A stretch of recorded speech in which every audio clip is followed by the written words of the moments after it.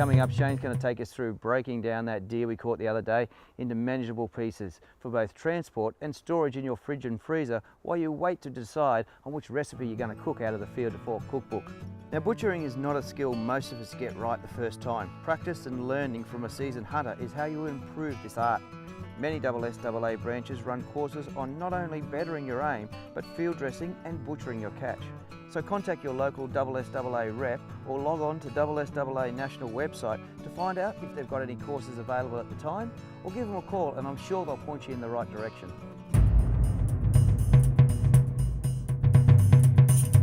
So here's our meat animal we shot the other day. He's been hanging for a couple of days now to let the meat set, which makes it a lot easier to butcher. We're going to skin him out and bust him up into some basic cuts for you to take home to make it a bit easier for you to cut it up into the sections that you want before you get started on your Field to Fork menu and some of the recipes that's in the book. So righto, away we go. First thing we're going to do is run up the inside of the legs. We're going to start skinning out from the top and gradually working our way down the bottom. So we're just going to start making a bit of room for the knife to go under. Just going to slip it in between the membrane of the skin and the meat and just run your blade straight up the inside of the leg, just pulling out slightly.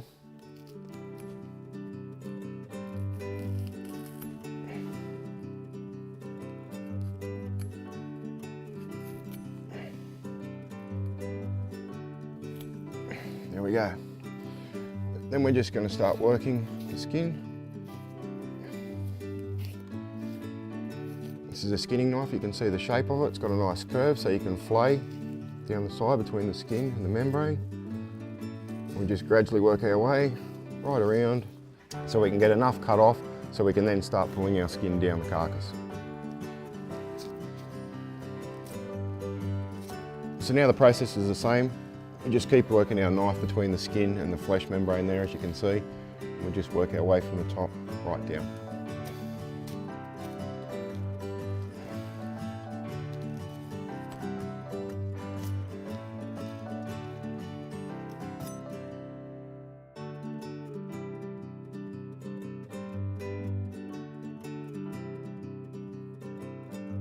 Okay, we've got the first leg done, all skinned out there, ready to pull down. Clean around the top. We're just going to move over to our second leg now and do the same process.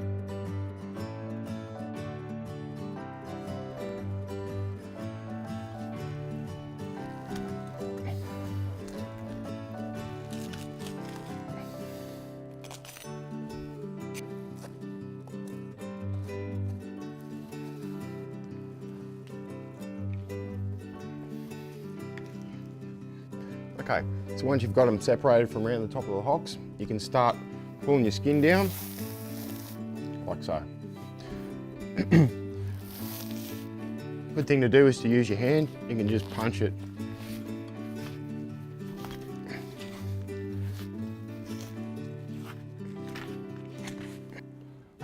Okay, so we're just going to keep punching the skin out as far as we can, just using our hand and your knuckles in here between the skin, membrane and the meat.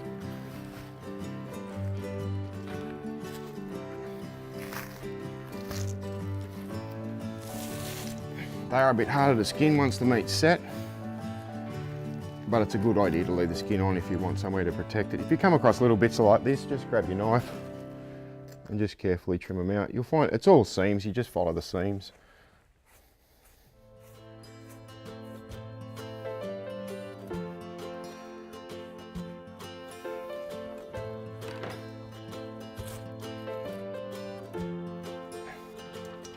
Righto, just going to move around the other side now. Same again. Okay, so we just keep pulling down around his bum. We will have to cut around that in a second to help it come down a bit further.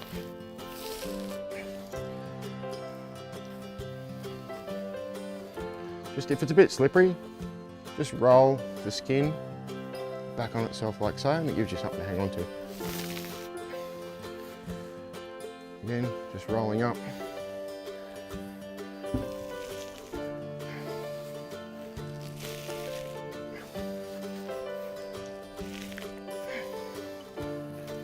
Okay, we're just going to cut around the tail now. Okay, so we're just going to separate the tail.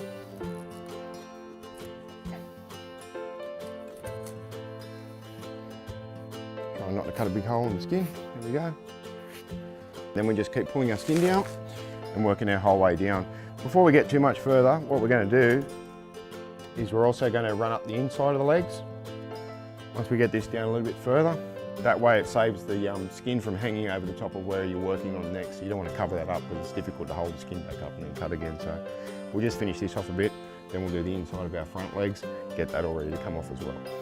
Right?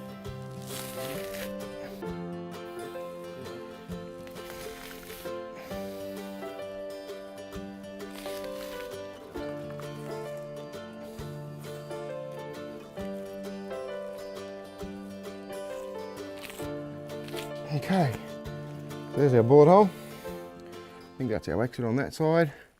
If I spin him around,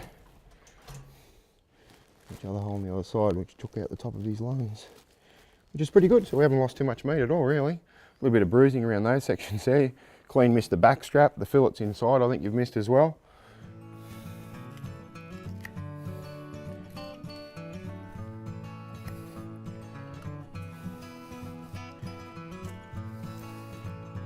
Okay, the front legs, we're just going to do the same thing that we did up the top. We're just going to separate the skin from around the shank.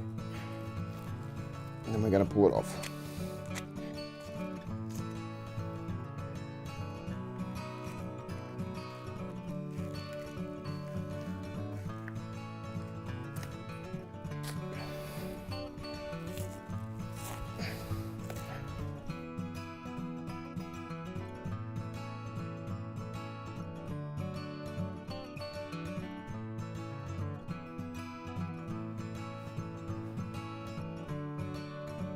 Okay, so now we've got it skinned out, we're going to start on our butchering process, just a really quick bust up section. Your back straps run down here, either side of the spine. You can see where the tops of the shoulder blades run through here. We're going to start through there. We're going to separate these two shoulder flaps from the back strap because we don't want to go hacking into that and wreck our back straps. All right, so let's get started on that. Righto, so we're just going to run our knife blade straight down the backbone. And again, you can see the seam from the shoulder, and there's our back strap in there. So I'm just going to separate the shoulder. Okay, so we're just going to keep working on cutting away from this whole piece of shoulder and skirt. When you're butchering, just take your time, and you're following seams, and you can see the seam. It's just a matter of following that seam. Quite a bit of bruising here through the skirt, as you can see, so we can cut all that off later. Again, that's just all seam that we can follow. As you can see, there's our bullet hole. We've got a little bit of bruising around the meat. The rest of this is just coagulated blood that's run down between the membranes, between the skin and the flesh. So there's nothing wrong with it. We can clean all that up, so don't throw it all away.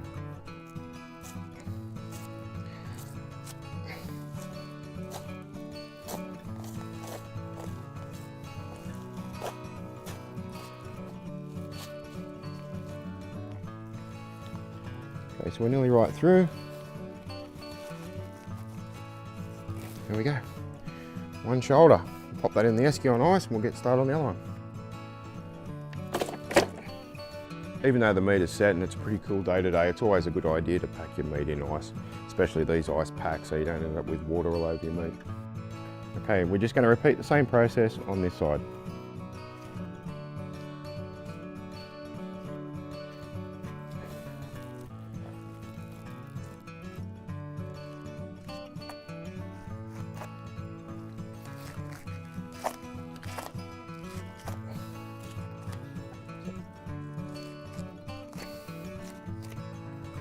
Righto, there's our second one. Same thing again, we're just going to put him on the ice.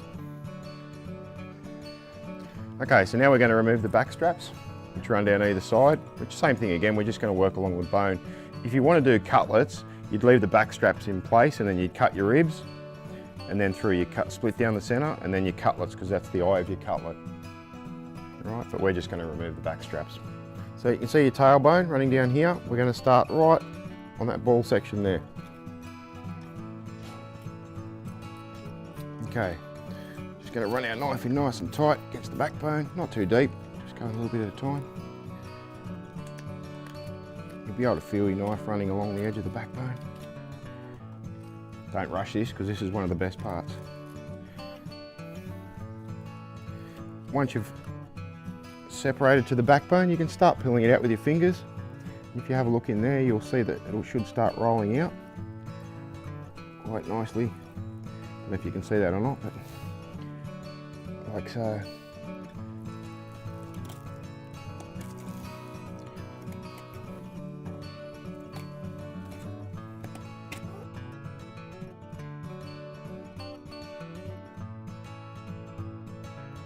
Okay, once we've got our back strap separated a bit from along the back of the spine here, you should be able to get your hand into it and just run your hand and pull, and it should separate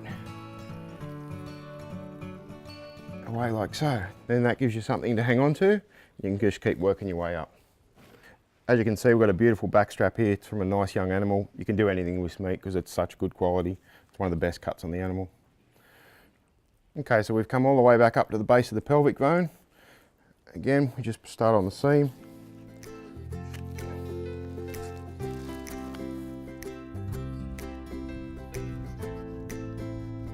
We just separate that, and there we go. There's our nice back strap. Beautiful looking piece of meat. Just pop that one in nice as well.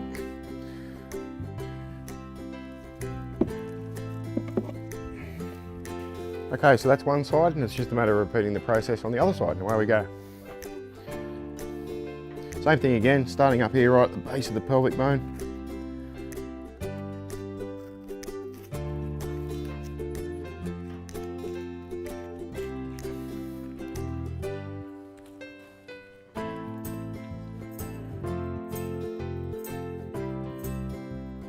We've got our back straps off.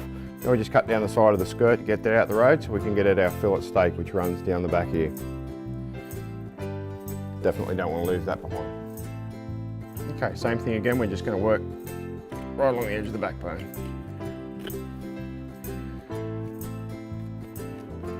Just go very slowly and very carefully along here, because your eye fillet is by far the best piece of meat.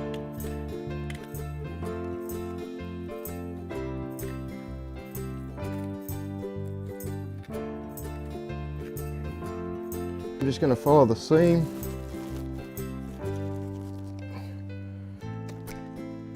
Right up into there. There we go. There's your fillet steak. Right, and same again on this side.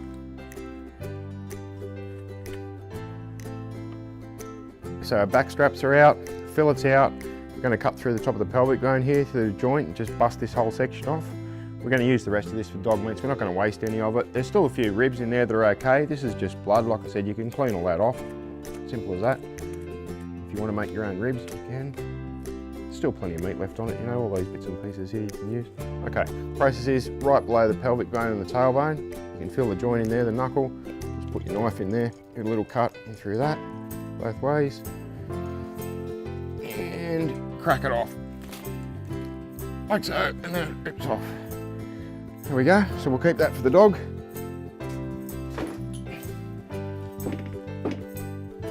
Okay, now we're going to start up the top here, run our knife down the seam. We're just going to separate the two legs.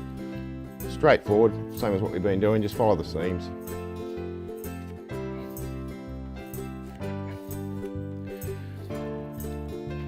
Okay, now the legs, if you've got room, you can take them and hang them for a bit longer. Yeah, obviously you can use them as full roasts, you can bust different joints down.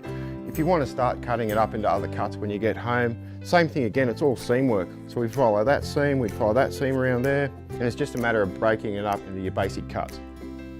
This is our final step. Once I've got these done, I'm going to take them home, set them in the fridge for a few more days, go through our Field of Four cookbook and pick out some great recipes.